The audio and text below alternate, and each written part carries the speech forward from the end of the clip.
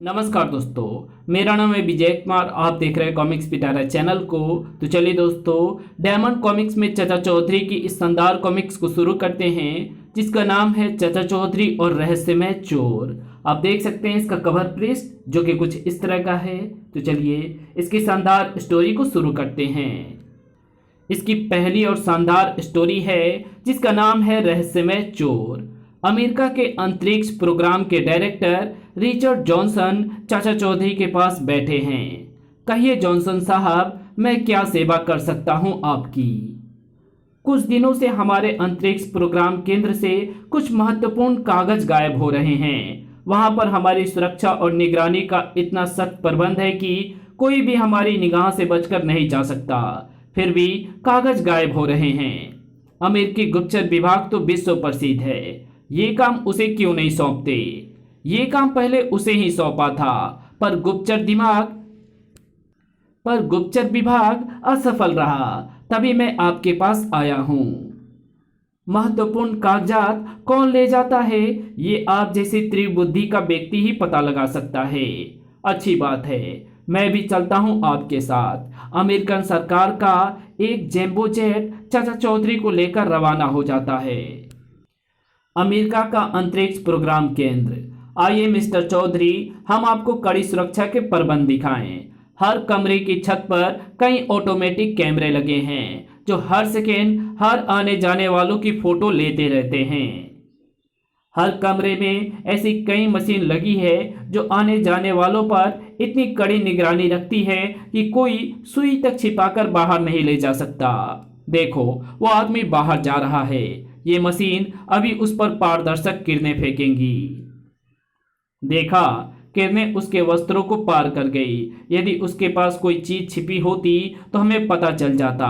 Building के चारों ओर हमारे सिक्योरिटी गार्ड हैं, जो हर बाहर जाने वालों की तलाशी लेते हैं, मेरी भी। इसके बावजूद भी यदि हमारे गुप्त कागजों की चोरी हो जाए तो क्या आश्चर्य की बात नहीं? जरूर है। अच्छा साहब, अब आप और आपके स्टाफ के सब लोग इस कमरे से बाहर चले जाएं। मैं जरा एकांत में इस समस्या पर गौर करूंगा। ठीक है। सबके जाने के बाद मामला बड़ा पेचीदा है, पर हल निकालना ही पड़ेगा। आखिर कागज चोरी हो कैसे जाते हैं? जरा इस कमरे को छानबीन कर देखा जाए। कुछ देर बाद, जॉनसन आ जाओ, चोर पकड़ा गया। अच्छा, कहाँ है? धीरे बोलो।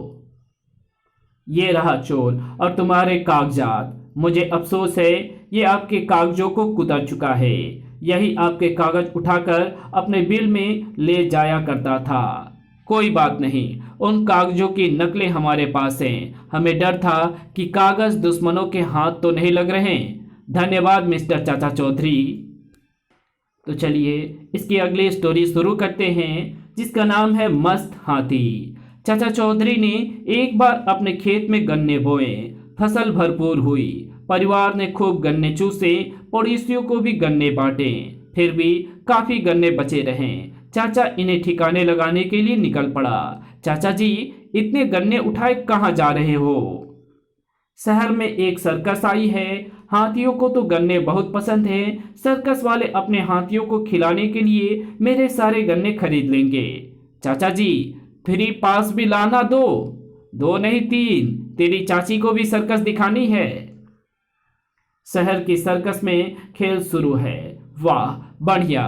सजनों, अब आप एक ऐसे खूंखार हाथी का खेल देखेंगे, जिसे हमने मैसूर के जंगलों से पकड़ा है। जंगली हाथी का खेल, शाबाश। अब इस पर खड़े हो जाओ, जल्दी करो, हंटर पड़ेंगे, जल्दी। नया होने के कारण हाथी हिचकिचाता है। रिंग मास्टर गुस्से से हाथी पर हंटरों की वर्षा कर देता है। चिंगार, सटाक, बचाओ बचाओ। ओह, हाथी काबू से बाहर हो गया है। भागो। हाथी तोड़फोड़ करता हुआ दर्शकों की गैलरी की तरफ बढ़ता है। भागो भागो, जान बचाओ। सर्कस के तंबू फाड़ने के बाद गुस्से से भरा हाथी बाजार की ओर भागा। भागो जंगली हाथी। उधर चाचा चौधरी गन्ने सिर पर उठाए उसी बाजार से गुजरता है। भागो। पता नहीं ये लोग क्यों भाग रहे हैं। गन्ने देखकर हाथी के मुंह में पानी भर आता है। वो चाचा जी के पीछे लपकता है। अरे बाप रे, मस्त हाथी, भागो। परंतु चालाक हाथी चाचा को अपनी सूंड से गन्ने समेत उठा लेता है। हाय मरा, बचाओ। हाथी ने उसे ऊपर उछाल दिया। ओह, चाचा हाथी के पीठ पर गिरकर सीधा हो जाता है। खूब मुफ्त में गन्ने चूसो। सर्कस का मालिक भी तभी वहां आ पहुंचता है। वो समझता है चाचा चौधरी ने ही उसे काबू में किया है। वाह, कमाल कर दिया। इस मस्त हाथी को काबू करके तुमने काफी जान माल की हानि बचाई है। लो, 100 रुपए इनाम और सर्कस का अस्थाई पास। जब तक चाहो फ्री सर्कस देखते रहो। धन्यवाद। तो चलिए इसकी अगली स्टोरी शुरू करते हैं, जिसका नाम है लेटर बम। वैज्ञानिक प्रोफेसर विस्फोटक दास। प्रोफेसर, आज क्या नई चीज बनाई है? ये लेटर। लेटर? इसमें कौन सी विशेष बात है? जामुन, इसे खोल कर देखो। लो, खुल गया। बड़ा पता चल गई इसकी विशेषता। ये एक लेटर बम था। ऐसा ही एक लेटर बम मैंने चाचा चौधरी के लिए बनाया है। इसे खोलते वो जमीन चाटता नजर आएगा। प्रोफेसर की पत्नी धमाका देवी। आप भूल गए, आज मेरी माँ का जन्मदिन है। आप उसे बधाई संदेश नहीं भेजेंगे? ओह, मैं तो भूल ही गया था। लो, अभी बधाई संदेश लिखता हूँ। Train train. हेलो, मुझे जल्दी में एक मीटिंग में जाना है। दाएं लेटर पर चाचा चौधरी और बाएं पर अपनी माँ का पता लिखकर लेटर बॉक्स में डाल देना। पते लिख लूं? प्रोफेसर विस्फोटक दास का लेटर मेरे नाम। खोल कर देखना चाहिए। आहा, जन्मदिन का बधाई संदेश। प्रोफेसर, बधाई संदेश भेजने के लिए शुक्रिया। धमाका देवी, इस बार सचमुच तुमने धमाका कर दिया। तुमने उन लेटरों पर उल्टे पते लिख दिए। उधर प्रोफेसर की सास। आहा, जरूर मेरे दामाद ने मेरे जन्मदिन का बधाई संदेश भेजा होगा। खोलूं? खोलते ही बड़ाम, मैडम कहाँ चल दी? अपने दामाद की खबर लेने। तो चलिए इसकी अगली स्टोरी शुरू करते हैं, जिसका नाम है कुएं का सौदा। एक उजाड़ जगह पर दो आदमी एक बूढ़े को मार रहे थे। ओह, मैं मर गया, मत मारो। मार से बचना चाहते हो तो इस पर अपने दस्तखत कर दो। नहीं, कभी नहीं। मैंने कहा ना, मुझे ये सौदा कतई मंजूर नहीं। तो फिर ये लो, मारो इसको और मारो बुढ़े को। अरे रुको, इस बेचारे को क्यों मार रहे हो? ये हमारा आपस का मामला है। तुम सीधे से अपना रास्ता नापो, वरना तुम्हें भी मार मार कर यहाँ ढेर कर देंगे। अच्छा। चाचा चौधरी फिर बूढ़े की ओर बढ़ा। ओह, उठो, आपको काफी चोटें आई हैं। ये आपको क्यों मार रहे हैं? ये हजारों वर्ष पुराना मेरा कुआं है। यद्यपि ये टूट चुका है, फिर भी ये इसे 20,000 रुपये में खरीदना चाहते हैं। मेरे इनकार करने पर इन्होंने मुझे मारना शुरू कर दिया। इस टूटे फूटे कुएं के 20,000? इसमें पानी है क्या? पानी गंदा है, पीने योग्य नहीं, इसलिए इसे कभी उपयोग नहीं किया गया। तो फिर इसे बेच क्यों नहीं देते? 20,000 में तो ऐसे 20 कुएं आ जाएंगे। अपने बुजुर्गों की इस यादगार को मैं बेच नहीं सकता। आप लोग इस कुएं को खरीदने पर क्यों तुले हुए हैं? 20,000 में तो और भी अच्छे कुएं आपको दूसरी जगह पर मिल जाएंगे। बोला ना, यह हमारा आपसी मामला है। तुम बीच में टांग मत अड़ाओ, वरना। ये तो कुछ टेढ़ी खीर लगती है। क्यों ना मैं इस कुएं का वो पानी निकाल कर देखूं जिसे लोग इतना गंदा बताते हैं कि पीने योग्य नहीं है। चाचा चौधरी कुएं में बाल्टी डालकर पानी निकालता है। मुझे शक है कि इस कुएं में पानी नहीं बल्कि कुछ और है। चाचा चौधरी पानी को जमीन पर डालकर आग लगाता है। ये रहा इसका रहस्य। ये पानी का नहीं, तेल का कुआं है। इसलिए तुम इस उजाड़ कुएं को खरीदने के लिए इतने उत्सुक थे कि 20,000 में खरीदकर लाखों रुपए कमाओ। ये नहीं बिकेगा। अब अगर तुम्हें पता चल ही गया है तो क्यों ना तुम्हें मैं गोली मारकर इस दुनिया से चलता कर दूं। पिस्तौल देखकर चौधरी का हाथ तेल की बाल्टी पर और भी मजबूत हो जाता है और दूसरे ही क्षण ये लो, ओह। और उसके बाद जो दो तीन भरपूर हाथ भीमसेनी लटके पड़े तो बदमाशों के होश उड़ गए।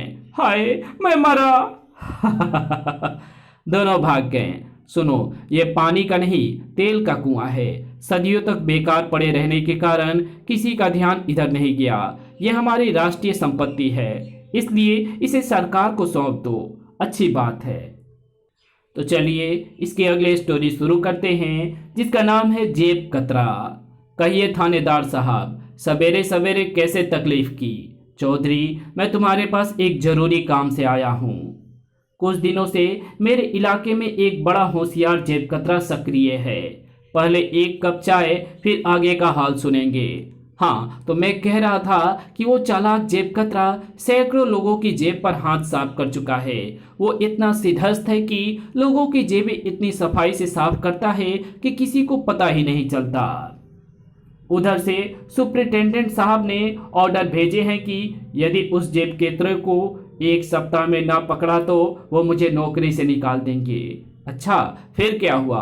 5 दिन तक तो मैं उसे पकड़ने के लिए चारों तरफ घुमा, पर वो हाथ ना आया। छठे दिन जब उसे मैं पकड़ने निकला तो पता है क्या हुआ? हंसोगे सुनकर, उसने मेरी भी जेबें साफ कर दी थी। अब सिर्फ एक दिन रह गया है, मेरी नौकरी का सवाल है। चाचा जी, मेरी मदद करो। आप निश्चिंत होकर जाइए, आज शाम तक वो आपके हवाले होगा। थानेदार के जाने के बाद, भगवान, मैं ये कपड़े टांगने की रस्सी और कपड़े पकड़ने वाला एक क्लिप ले जा रहा हूँ। एक जेब कतरे को पकड़ना है। चाचा जी, इस मामूली क्लिप और रस्सी से क्या होगा? पिस्तौल रखते तो बात थी। अरे नहीं दीपू, ये बड़े काम की चीज है। देखो, इस स्प्रिंग वाले क्लिप का मुंह खोलकर पीछे धागा लपेट दिया। इससे क्लिप का मुंह खुला रहेगा। इससे इसके दूसरे सिरे पर नोटों की गड्डी बांध दी और गड्डी के साथ ये रस्सी। जब कोई नोटों की गड्डी को पकड़ेगा तो क्लिप पर लगा धागा खुल जाएगा और पकड़ने वालों की उंगली को खटाक से पकड़ लेगा। अब इन्हें मैं अपने जेब में डाल लेता हूँ। नोटों की गड्डी के साथ बंधी रस्सी का दूसरा सिरा मेरी कमर से बंधा है, जिसे मेरे कुर्ते ने ढक रखा है। वाह, अब हम चलें बस स्टॉप पर। तुम्हारा काम ये होगा कि वहां पर पहुंचते ही जोर जोर से लाखों रुपए की बातें करना, समझ गया? जिससे जेब कतरा हमारी ओर खींचा चला आए। हाँ। बस स्टॉप पर मैसूर लॉटरी का जो 2 लाख का इनाम मिला था वो कहाँ है? मेरी जेब में है, बैंक में जमा कराने जा रहा हूँ कुछ देर बाद। बोलते बोलते मेरा मुंह थक गया है। कुछ देर और बोलो। चाचा जी, पिछले महीने पंजाब लॉटरी का जो 1 लाख मिला था कहाँ है? मेरी जेब में। आज सारा रुपया बैंक में जमा कराऊंगा। तभी धीरे से एक हाथ चाचा जी के जेब में सरकता है और इसके साथ ही क्लिप के बंद होने की आवाज आती है। पकड़ा, क्लिक। ओह, मेरी उंगली! क्लिप ने मेरी उंगली को पकड़ लिया है। बाप रे, भागो! कहाँ भागोगे? ये रस्सी पहले से ही मैंने बांध रखी है। ओह, लो थानेदार साहब, ये रहा आपका जेब कतरा। धन्यवाद चाचा चौधरी। तो चलिए इसकी अगली स्टोरी शुरू करते हैं, जिसका नाम है छेदीलाल की दौड़। रेडी, ठाएं, और सभी दौड़ने लगते हैं। आ, आ, छेदीलाल क्यों रो रहा है? क्या भैंस खो गई? नहीं, मैं दौड़ प्रतियोगिता में पीछे रह गया। तो तुझे तेज भागना चाहिए था। क्या करूं, मेरी टांगे छोटी है, दूसरे प्रतियोगी लंबे थे, इसलिए आगे निकल गए। चाचा जी, मेरी मदद करो। साबू सो रहा है, ये सूखी घास उसकी नाक में घुसेड़ दो। चाचा जी, क्यों पिटवाने की बात कर रहे हो? जैसा मैं कहता हूं करो। और जाता है वो साबू के नाक में सूखी घास घुसेड़ देता है। आ आ आ अच्छी! और साबू के छींक से वो आसमान में उड़ने लगता है और धड़ाम, मंजिल, फर्स्ट फर्स्ट। छेदीलाल, दौड़ के अन्य प्रतियोगी कहाँ हैं? सर, मैंने उन्हें आधे रास्ते में देखा था। तो चलिए इसकी अगली स्टोरी शुरू करते हैं, जिसका नाम है रॉकेट खतरे में। रॉकेट, मैं ये गेंद फेंकता हूँ, तुम उठा कर लाना। जाओ कुछ दूर। धमाका सिंह, तुमने चाचा चौधरी की गेंद क्यों लपक ली? सरदार, मैं रॉकेट के मुंह में गेंद की बजाय ये बम थमा दूंगा, जो जमीन पर गिरते ही फट जाएगा और वो मर जाएगा। वाह, लो मुंह खोलो। चाचा चौधरी का वफादार कुत्ता अब इस दुनिया से गया समझो। हैं? ये वो गेंद नहीं जो मैंने फेंकी थी। मेरे दिमाग में खतरे की घंटी बज रही है। चाचा चौधरी का दिमाग कंप्यूटर से तेज चलता है। साबू, रॉकेट को उठाकर आसमान में उछाल दो, जल्दी। पलक झपकते ही साबू ने रॉकेट को उठाया और आसमान में उछाल दिया। आकाश में रॉकेट ने घबराकर बम को छोड़ दिया। अब रॉकेट नीचे आ रहा है, मुझे उसे लपक लेना चाहिए। और साबू रॉकेट को लपक लेता है। साबू, वो खतरनाक बम है, उसके जमीन छूने से पहले यहाँ से दूर हो जाओ। बड़ाम! कमबख्त धमाका सिंह, तेरा ये प्लान भी असफल रहा, भागो।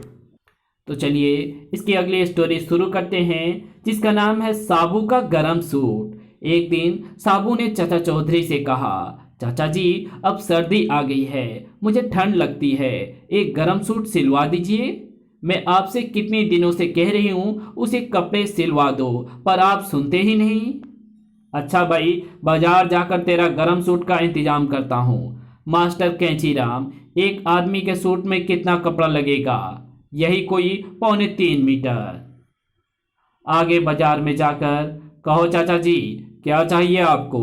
भाई गोबर गणेश, कपड़ा चाहिए। आओ बढ़िया से बढ़िया डिजाइन दिखाऊं। सेठ जी, इन्हें बढ़िया कपड़ा दिखाइए। कितना चाहिए आपको? एक सूट के लिए दे दीजिए। दूसरे दिन, ये लो मास्टर कैंचीराम, अब फटाफट सूट सी दो। ठीक है, लेकिन जिसका सूट सीना है कहाँ है वो आदमी? नाप ले लूं उसका? ये रहा। बाप रे, इस कपड़े से तो इसकी लंगोटी भी नहीं बन सकती। तुम्ही ने तो कहा था कि 3.25 मीटर कपड़ा ले आओ। मुझे क्या पता था कि तुम आदमी का नहीं पहाड़ का सूट सिलवाना चाहते हो। इसके सूट में 20 थान लगेंगे। बात तो कैंचीराम ठीक कह रहा है। अच्छा, और कपड़ा लाता हूँ। कुछ दिनों में सूट सिलकर तैयार हो गया, जिसे पहन साबू घूमने निकला। कहो कैसी फिटिंग है? एकदम बढ़िया। इतने में ही एक सर्द हवा का झोंका आया। आछी! कहो चाचा जी क्या हुआ? लगता है सर्दी लग गई है और जुकाम हो गया है। आछी! आपको और अधिक सर्दी ना लग जाए इसलिए आपको जेब में डालकर घर ले चलूं? चाचा जी घर आ गया, अब जेब से बाहर आ जाओ। अरे ये तो जवाब ही नहीं दे रहे हैं। अरे देखना कहीं तुम्हारी जेब में उनका दम तो नहीं घुट गया। अरे हाँ, ऐसा हो गया तो मर ही जाएंगे। जरा देखो तो जेब के अंदर। अरे वो तो बड़े आराम से सो रहे हैं। चाचा जी जागो, आप सो क्यों गए थे? तुम्हारे कोट की जेब तो रजाई से भी ज्यादा गर्म और आरामदेह है। तो चलिए इसकी अगली स्टोरी शुरू करते हैं, जिसका नाम है चाचा चौधरी की पिचकारी। आज होली है, खूब जम के खेलेंगे। सब पिचकारियां भर ली। रंगने के लिए आज किसे पकड़ें? चाचा चौधरी को। बड़ा चालाक समझता है खुद को। कहते हैं उसने किसी से मात नहीं खाई। फिर क्या है, पकड़कर रंग दो उसको। लेकिन वो इस वक्त मिलेगा कहाँ? मैंने उसे थोड़ी देर पहले नत्थू पान वाले की दुकान पर देखा था। अब वो वापस लौट ही रहा होगा। खामोश, चाचा चौधरी इधर ही आ रहा है। चुपचाप सब छिप जाओ। और सभी छिप जाते हैं। होली है, होली है, रंग दो पूरी तरह, जाने ना पाए। चौधरी आज कहाँ गई तेरी होशियारी? चला गया वो हार मानकर, पर मुझे लगता है कि वो लौट कर आएगा और बदला लेगा। ये नहीं हो सकता। एक तो उसके पास पिचकारी नहीं, दूसरे हम इतने सारे लोगों पर वो रंग कैसे डालेगा? तभी अरे ये रंग की मोटी बौछार कहाँ से आई? मैं ना कहता था कि चाचा चौधरी लौट कर आएगा। अब भागो यहाँ से। होली है। अरे बाप रे, उसने तो सबको रंग दिया। तो चलिए इसकी अगली स्टोरी को शुरू करते हैं, जिसका नाम है अफ्रीका में। एक बार चाचा चौधरी और दीपू अफ्रीका की सैर को गए। सामान उठाने के लिए उन्होंने एक हबशी गफूर को नौकर रखा और घने जंगल में निकल पड़े। ये जंगल तो इतना घना है कि सूरज की किरणें भी जमीन तक नहीं पहुंच पाती। इतना घना जंगल पहले कभी नहीं देखा। ये कहाँ जाकर खत्म होगा? चलते चलो, कहीं ना कहीं तो खत्म होगा ही, कुछ और आगे चलने पर। क्यों भाई गफूर, ये जंगल कहाँ जाकर खत्म होगा? अरे गफूर, गफूर कहाँ गया?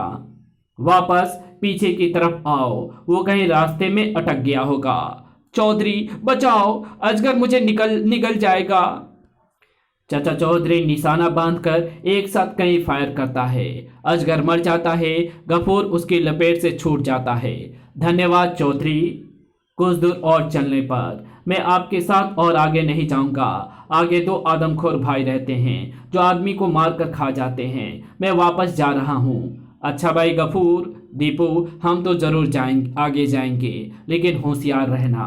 आदमखोर भाई, आहा, शिकार जा रहे हैं, आज इनका मांस खाना चाहिए। तुम इन पर पीछे से वार करो, मैं इन्हें आगे से घेरता हूँ, बचकर जाने ना पाए। दोनों आदमखोर चौधरी और दीपू को घेर लेते हैं। चाचा जी, अब क्या होगा? घबराओ नहीं दीपू, हमारे पास बंदूक है। लेकिन ऐसे समय बंदूक भी साथ छोड़ गई। टिक टिक, अरे इसमें से तो एक भी गोली नहीं बची। मार डालो दोनों को, भून कर खा जाएंगे इन्हें। और तभी दोनों आदमखोर भालों से वार करते हैं। तभी बिजली की कौंध की तरह दीपू और चाचा चौधरी कूद पड़ते हैं और आदमखोरों के भाले एक दूसरे को बंध देते हैं। ओ, शाबाश दीपू, दोनों मर गए। अब ये किसी को नहीं सताएंगे। दीपू, तुमने इस घटना से क्या सीखा? जो दूसरों को मारना चाहता है वो अपने हाथों आप मर जाता है। ठीक, लो, जंगल भी खत्म हो गया। तो चलिए इसकी अगली स्टोरी शुरू करते हैं, जिसका नाम है मछलियां और सोना। सोने के स्मगलरों की एक नाव धीरे धीरे समुद्र तट की ओर बढ़ रही थी। स्मगलरों का लीडर तट पर उसका इंतजार कर रहा था। आहा, वे आ गए, इस बार तो काफी सोना लाए होंगे। तभी एक पुलिस की जीप तेजी के साथ उस स्थान पर आकर रुकती है। रुको, हमें सूचना मिली है कि इस नाव में सोने की पेटियां स्मगल की जा रही है, हमें तलाशी लेंगे। बड़े शौक से इंस्पेक्टर साहब। परंतु जब नाव की पेटियां खोलकर देखी गई तो अरे, इसमें तो केवल मछलियां हैं, सोना नहीं। चलो वापस। वे चले गए। अब निकाल लो असली माल। उसी नाव के पिछले हिस्से के साथ एक रस्सी बंधी हुई है, जिसका दूसरा सिरा पानी में है। खींच लो पेटी को पानी से बाहर, इसी में असली माल है। वाह, सोना, असली सोना। खूब पुलिस को चकमा दिया, कल भी ऐसा करना। दूसरे दिन सवेरे समुद्र तट पर चाचा चौधरी और दीपू दातुन करते हुए टहल रहे थे। आज तो मैं समुद्र में स्नान करूंगा। अच्छी बात है। दीपू, मेरे कपड़ों का ख्याल रखना, मैं जरा एक गहरी डुबकी लगाऊं। अच्छा। पानी के अंदर, अरे समुद्र के अंदर पेटी के साथ रस्सी बंधी है। हो ना हो ये स्मगलरों का काम है। उधर समुद्र तट पर, आहा, नाव आ गई मेरा सोना लेकर। फिर पुलिस छापा मारती है। हम इस माल को देखेंगे बड़े शौक से इंस्पेक्टर। अरे, आज भी इनमें मछलियों की सिवाय कुछ नहीं है। आप रोज रोज बेकार में तकलीफ करते हैं साहब। चलो वापस चलें। जरा ठहरो इंस्पेक्टर साहब, जाने से पहले जरा इस पेटी को भी देख लो। नहीं, इसमें भी मछलियां हैं। वहीं खड़े रहो वरना गोली मार दूंगा। पेटी खोलने पर सोना निकलता है। यही है मछलियां, गिरफ्तार करो इन्हें। चाचा जी धन्यवाद। किस बात का धन्यवाद, मैं तो समुद्र में सिर्फ डुबकी लगाने आया था। तो चलिए इसकी अगली स्टोरी को शुरू करते हैं, जिसका नाम है रक्षा विभाग की फाइलें। रक्षा विभाग का एक उच्च अधिकारी चाचा चौधरी के घर। चाचा जी, हमें आपकी मदद चाहिए। कुछ दिनों से हमारे दफ्तर से देश की सुरक्षा से संबंधित जरूरी फाइलें गुम होने लगी है। काफी कोशिशों के बावजूद चोर नहीं पकड़ा जा रहा। ये तो सचमुच बड़ा गंभीर मामला है जनरल साहब। मैं अभी आपके साथ चलता हूँ। मुझे शक है जरूर कोई विदेशी जासूसों का गिरोह सक्रिय है। रक्षा विभाग के गेट पर आप निश्चिंत होकर जाएं। मैं यहाँ खड़ा होकर हर आने वाले पर नजर रखूंगा। विदेशी जासूस, आज तुम्हें उस दफ्तर से फाइल नंबर 12 लानी है। जरा होशियारी से। पर मैं अंदर कैसे जाऊंगा? लो, अंदर जाने का पास। इसे हमने जाली तैयार किया है, पर ये असली जैसा ही है। तुम्हें कोई रोकेगा नहीं। ठीक है बॉस। रक्षा विभाग में यह आदमी अच्छे चरित्र का नहीं लगता, पर उसके पास अंदर जाने का पास है। दफ्तर में एक महिला क्लर्क फाइलें सुरक्षित रख रही है। तभी पीछे से अचानक, शोर करने की कोशिश ना करना, मेरे पास पिस्तौल है।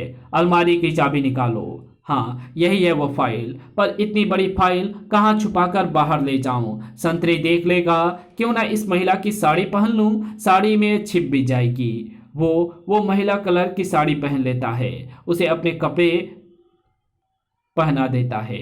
अब मुझ पर कोई शक नहीं करेगा। गेट पर, संतरी जी, जाने क्यों मुझे इस महिला पर शक लग रहा है।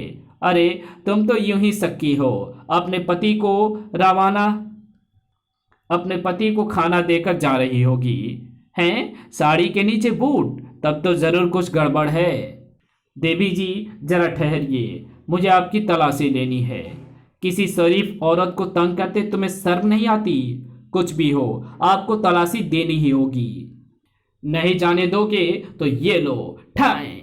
बदमाश गोली चलाता है, पर चाचा चौधरी बचकर कूद जाता है। इससे पहले कि दूसरी गोली चले, चौधरी का लठ चल गया। ओह, और ये लो, हाय, मर गया। माफ कर दो। ये रही वो फाइल जो मैं चुरा कर ले जा रहा था।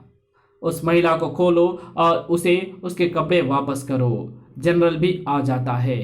आपने बहुत अच्छा काम किया चाचा जी। इसके गिरोह के बाकी सदस्यों का पता हम इसी से लगा लेंगे। तो चलिए इसकी अगली स्टोरी शुरू करते हैं, जिसका नाम है अखबार का कमाल। दीपू, मैंने अखबार बेचने का काम शुरू किया है। इसमें बहुत फायदा है। सुबह 1 घंटा अखबार बांटो और ढेर सारा कमीशन पाओ। वाह, मैं भी आपके साथ चलता हूँ। मुझे भी ये काम सिखला दो। ऊपर वाले फ्लैट में रबड़ बांधकर अखबार फेंका जाता है और बंग। तभी चाचा अखबार डालने आता है। अखबार वाला, आऊं, ढिसुम, ओ, और ये लो, हाय, मैं मरा।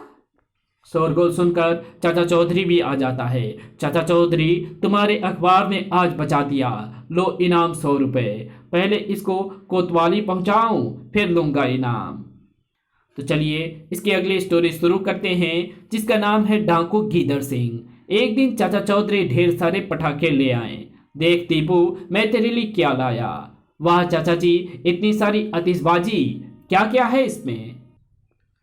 फुलझड़िया, एटम बम, अग्निचक्र, अनार और रॉकेट। जरा देखूं ये एटम बम असली है या नकली। बड़ाम, वाह, मजा आ गया। आहा, वो देखो, रॉकेट खिड़की से निकलकर आसमान को गया। शहर के बाहर डाकू गीदड़ सिंह और साथी। अगर आज चौधरी का सफाया कर दें तो हमारे साथियों को फिर किसी का डर नहीं। चाचा चौधरी ने हमारे अनेक साथियों को पकड़कर पुलिस के हवाले किया है। यदि हम इस चूहे को रास्ते से हटा दें तो फिर हमारा कोई बाल भी बांका नहीं कर सकता। लेकिन सरदार, चाचा चौधरी को मारना आसान नहीं। अरे तो मेरे साथ तो आओ। बंदूक की एक गोली से ही भून दूंगा उस चूहे को। वो रहा उसका घर। बंदूक तान लो और उसे देखते ही दनादन गोलियां दाग दो, बचने ना पाए। उधर घर के अंदर, दीपू, इन रॉकेटों और एटम बमों का मुंह खिड़की की ओर रखो ताकि इसकी आग से घर को नुकसान ना हो। अच्छा चाचा जी, धावा बोल दो, मार दो, भागने ना पाए। वो गया रॉकेट। जुम। जिस समय डाकू गोली दागने को होता है, दीपू का छोड़ा हुआ रॉकेट सर्राट से आकर उसके सीने में लग जाता है और उसके पीछे और रॉकेट, फिर एटम बम। बाप रे, जान बचानी है तो भागो। जुम, बड़ाम। बाहर शोरगुल हो रहा है। आओ देखें क्या हो गया। अरे गीदड़ सिंह, बंदूक के साथ तुम यहाँ क्या कर रहे थे? हम तुम्हें मारने आए थे। आह, पर तुम्हारे रॉकेटों ने हमारा कचूमर बना दिया।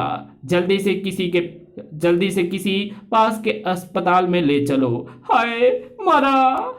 तो चलिए इसके अगले स्टोरी को शुरू करते हैं, जिसका नाम है गोरीले को कैसे पकड़ा। चाचा चौधरी को बच्चे के साथ खेलना बड़ा अच्छा लगता है।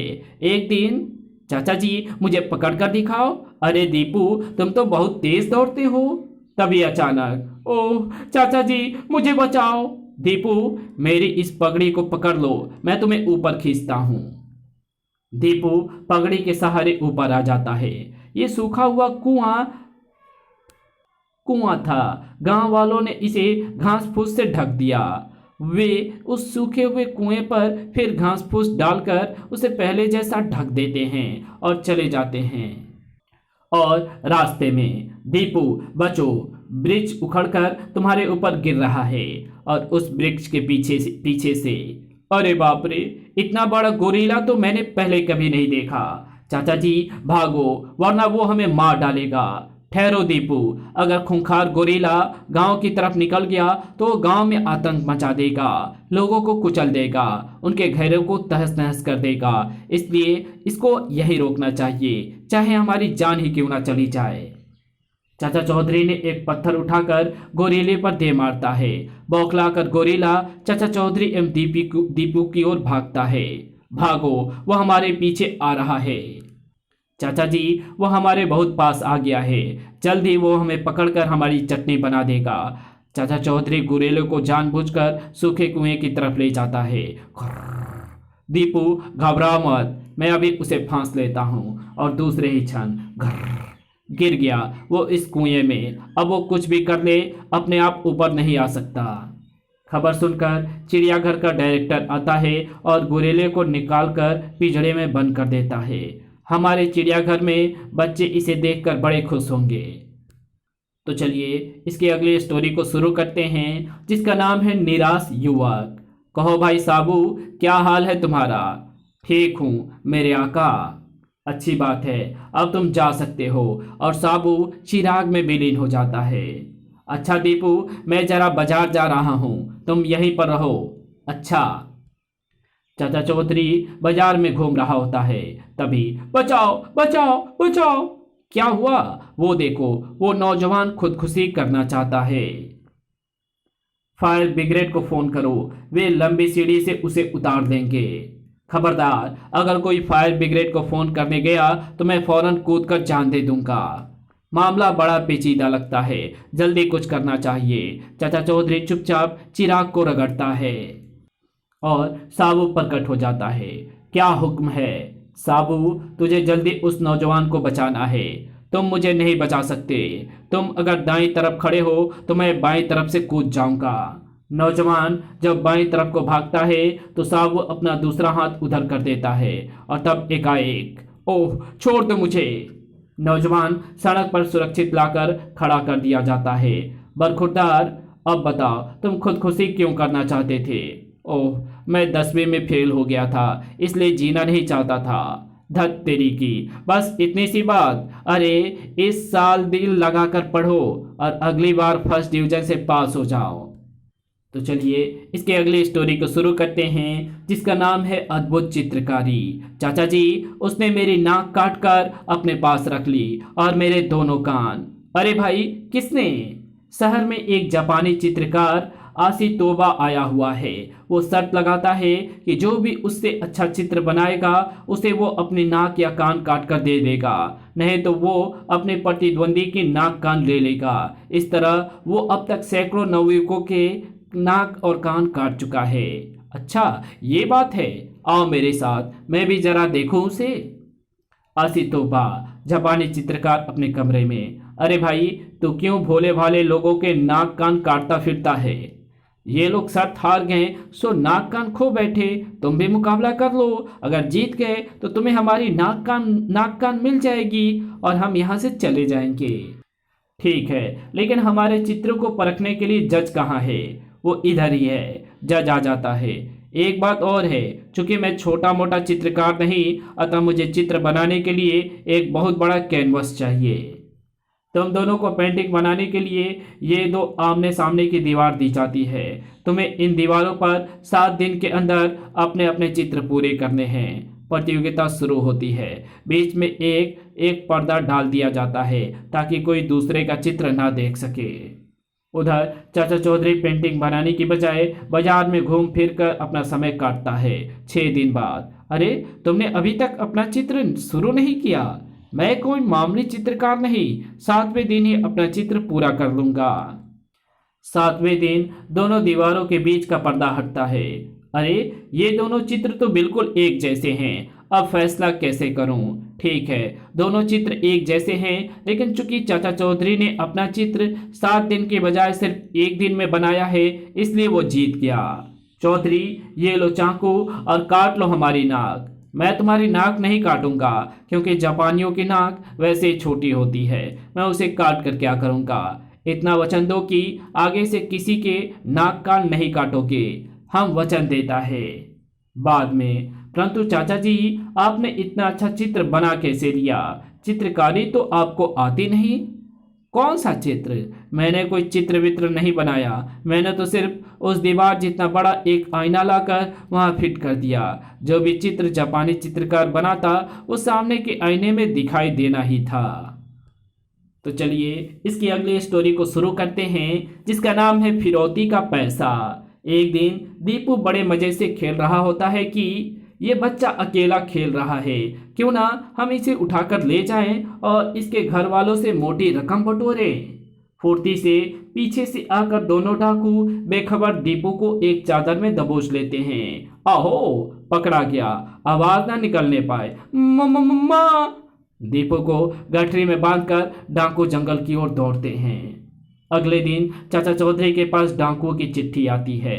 क्या लिखा है इस चिट्ठी में? लिखा है, यदि जंगल में एक दिन निश्चित स्थान पर 20,000 दे जाएंगे तो वे दीपू को आजाद कर देंगे। अगर पुलिस को खबर की तो वे दीपू को मार देंगे। लेकिन हमारे पास इतना रुपया आएगा कहाँ से? फिक्र ना करो, मुझे सिर्फ 100 के 2 नोट दे दो, बाकी का काम मैं खुद इंतजाम कर लूँगा। ये लो, बस अब देखना मैं दीपू को अभी छुड़ा कर लाता हूँ। और चाचा चौधरी डाकुओं द्वारा निश्चित दिए हुए स्थान की ओर चल पड़ता है। मुझे दूर कोई आता दिखाई दे रहा है, कहीं वो अपने पीछे पुलिस ना ले आया हो, इसलिए पिस्तौलें निकाल लो। आह लगता है 20,000 रुपए ले आए हो। सचमुच तुम बड़े अक्लमंद हो। संभालो अपने रुपए। वाह, और ये लो, संभालो अपना लड़का। अरे ये क्या, सिर्फ ऊपर और नीचे 2 नोट, बीच में कागज, कहाँ गए? पकड़ो। क्योंकि हमारे साथ चालाकी, केवल 200 रुपये देकर लड़का ले जा रहा था। मैंने कब कहा कि मैं तुम्हें पूरे रुपए दे रहा हूँ? 200 मैंने दे दिए, बाकी उससे लो जो तुम्हारे पीछे खड़ा है। हैं? पीछे कौन? उधर तो कोई नहीं। तभी चाचा का एक जोरदार मुक्का बदमाश के मुंह पर पड़ा। उधर नहीं, इधर। ढिसू! ओह! और ये ले तू भी एक। ढिसू! ओह! काफी पिटाई हो गई। अब ये किसी का बच्चा अगवा नहीं करेंगे। तो चलिए इसके अगले स्टोरी को शुरू करते हैं, जिसका नाम है पोस्टमास्टर की समस्या। एक दिन एक बड़ी फर्म का मैनेजर डाक से आए हुए पत्रों को खोलकर पढ़ रहा था। आज बहुत से पत्र आए हैं, लगता है जनता को हमारा माल पसंद आया है। यह आखिरी पत्र है, देखो इसमें क्या लिखा है। बड़ा उस लिफाफे में लेटर बम था, उसी ने इसकी जान ले ली। चाचा चौधरी अपने घर पर। चाचा जी, क्या हाल है? बड़े दिन से बेकार बैठा हूँ, लगता है जुर्म केस कम होने लगे हैं, लोग शरीफ होते जा रहे हैं। तभी चाचा जी जल्दी चलिए, पोस्टमास्टर जनरल ने आपको अभी बुलाया है। लगता है मेरी कोई जरूरी चिट्ठी आई है पोस्टमास्टर जनरल के पास। चाचा जी, कुछ दिनों से लेटर बम बहुत आने लगे हैं। अपराधी का पता आपके सिवाय और कौन लगा सकता है? अगर आपको अपनी सुरक्षा के लिए बंदूकें, पिस्तौल या तोप चाहिए हो तो हम उसका प्रबंध करवा देंगे। आखिर लेटर बम जो फटा, उसके लिफाफे का ये टुकड़ा हमारे पास मौजूद है, चाहे तो देख सकते हैं। मुझे बंदूक या तोप नहीं चाहिए, मुझे सिर्फ लेटर बॉक्स खोलने की इजाज़त, ये लिफाफे का टुकड़ा और ये कॉल बेल दे दीजिए। अच्छी बात है। चाचा जी, लेटर बम के लिफाफे के टुकड़े का क्या करेंगे? इस पर लगी डाक खाने की मोहर बताती है कि ये किस जोन से पोस्ट किया गया है और उस जोन का यही लेटर बॉक्स सबसे अधिक एकांत जगह पर है। अपराधी हमेशा भीड़ से जी चुराते हैं, अतः दोबारा लेटर बम डालने के लिए भी वो यहीं आएगा। यहाँ छिप जाओ। लेटर बॉक्स को खोलकर मैंने कॉल बेल उसके अंदर रख दी है।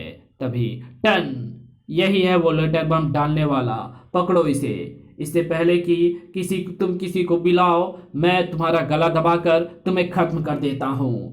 ढिसुम, ओह! इंस्पेक्टर साहब, गिरफ्तार कर लो इसे। सचमुच लेटर बॉक्स से एक लेटर बम निकला है, पर यह बताइए कि आपने इस अपराधी को पहचाना कैसे? सीधी सी बात है, लेटर बॉक्स में कॉल बेल थी। आम पत्र हल्के होते हैं, इसलिए जब वे उस पर गिरते थे तो वे आवाज नहीं होती थी। पत्र बम कुछ भारी होता है। जब वो उस पर गिरा, कॉल बेल बज उठी और चोर पकड़ा गया। सचमुच आपका दिमाग कंप्यूटर से भी तेज चलता है चाचा जी। तो चलिए इसकी अगली स्टोरी शुरू करते हैं। डाकू पैंडा और गेंडा। पैंडा और गेंडा दो डाकू जंगल में योजना बनाते हैं।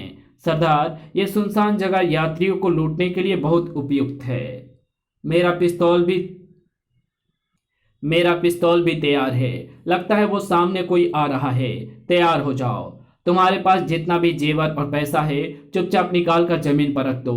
जरा भी देर की तो दोनों को गोली मार दूंगा। ये रहे मेरी पत्नी का सारा जेवर और रुपया। मेहरबानी करके हमारी जान बख्श दो। ठीक है, अब तुम जा सकते हो।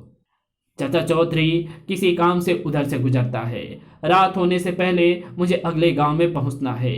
क्यों भाई, इतने घबराए हुए क्यों भागे जा रहे हो? आगे रास्ते में दो खूंखार डाकू खड़े हैं। डाकू? खूंखार? शायद उन्होंने मेरे भीमसैनी लट का मजा नहीं चखा।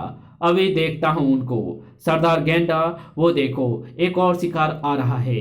काफी पैसे वाला दिखाई देता है।